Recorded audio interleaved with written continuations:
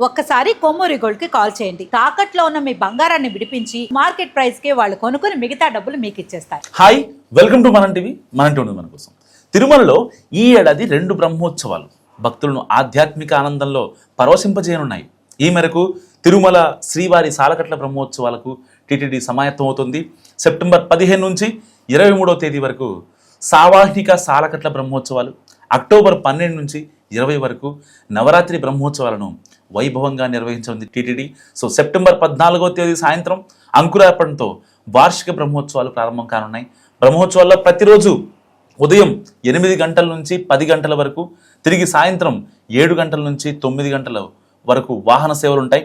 వీటి వివరాలు ఒకసారి మనం గమనిస్తే, సెప్టెంబర్ 15 సాయంత్రం ధ్వజారోహణం, రాత్రి 9 గంటలకు పెద్దశేష వాహనం, సెప్టెంబర్ 16న ఉదయం 8 గంటలకు చిన్నశేష వాహనం, మధ్యాహ్నం 1 గంట నుంచి 3 గంటల వరకు స్నపనం, రాత్రి 7 గంటలకు హంస వాహనం, సెప్టెంబర్ 17న ఉదయం 8 గంటలకు సింహవాహనం, రాత్రి 7 గంటలకు ముత్యపు పందిరి వాహనం, అండ్ సెప్టెంబర్ 18న ఉదయం 8 గంటలకు కల్పవృక్ష వాహనం, రాత్రి 7 గంటలకు సర్వభూపాల వాహనం, సెప్టెంబర్ 19న ఉదయం 8 గంటలకు మోహిని అవతారం, సాయంత్రం 6 గంటల 30 నిమిషాల నుండి 11 గంటల 30 నిమిషాల వరకు గరుడ వాహనం, ఎందుకంటే ఆ రోజున శనివారం కాబట్టి.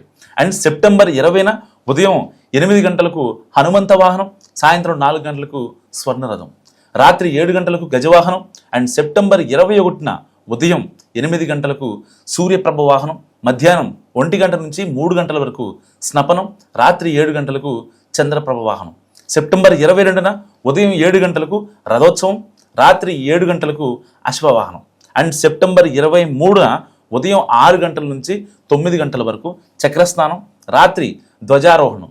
శ్రీవారి బ్రహ్మోత్సవాలకు టీటీడీ ఒక రకంగా పకడ్బందీ ఏర్పాటు నిమగ్నమైంది. భక్తులకు ఎలాంటి అసౌకర్యం కలగకుండా అన్ని శాఖలు సమన్వయంతో పనిచేయాలని ఆదేశించింది. తిరుమల శ్రీవారి సాలకట్ల బ్రహ్మోత్సవాలు, నవరాత్రి బ్రహ్మోత్సవాలు, పెరటాసి శనివారాల సందర్భంగా తిరుమల తిరుపతికి అధిక సంఖ్యలో వచ్చే భక్తులకు ఎలాంటి అసౌకర్యం కలగకుండా చూడాలని ఆదేశించింది టీటీడీ. అన్ని శాఖలు సమన్వయంతో పనిచేసి పకడ్బందీ ఏర్పాట్లు చేపట్టాలని TTD JEO doctor A Sarath అధికారులను ఆదేశించారు. అండ్ భక్తుల వాహనాల రద్దీని దృష్టిలో ఉంచుకొని తిరుపతి పరిసర ప్రాంతాల్లో తగిన పార్కింగ్ స్థలాలు సిద్ధం చేయాలని, వివిధ ప్రాంతాల్లో హోల్డింగ్ పాయింట్లు ఏర్పాటు చేసి ట్రాఫిక్ను సమర్థవంతంగా నియంత్రించాలన్నారు.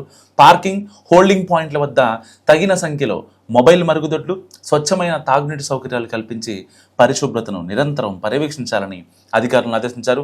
తిరుపతి పరిసర ప్రాంతాల్లోని ప్రధాన కూడళ్లు, రహదారులు, భక్తులు అధికంగా సంచరించే ప్రాంతాల్లో స్వాగత తోరణాలు, ఫ్లెక్సీలు ఏర్పాటు చేయాలని సూచించారు. అలాగే ముఖ్య ప్రాంతాల్లో QR కోడ్లతో కూడిన సూచిక బోర్డులు ఏర్పాటు చేసి భక్తులకు అవసరమైన సమాచారం సులభంగా అందుబాటులో ఉండేలా చర్యలు చేపట్టాలని తెలిపారు. ఇక స్థానిక ఆలయాలు, ప్రధాన భవనాలు, ప్రధాన రహదారులను విద్యుత్ దీపాలతో సుందరంగా అలంకరించి ఆధ్యాత్మిక వాతావరణాన్ని కల్పించాలని ఇంజనీరింగ్ అధికారులను ఆదేశించారు. సో టీటీడీ ప్రజా సంబంధాల విభాగ ఆధ్వర్యంలో railway station, RTC bus stand, Alipiri bus stand, Alipiri నడక మార్గం, విష్ణు నివాసం, శ్రీనివాసం తదితర ప్రాంతాల్లో అదనపు సహాయ కేంద్రాలు ఏర్పాటు చేయాలని సూచించారు.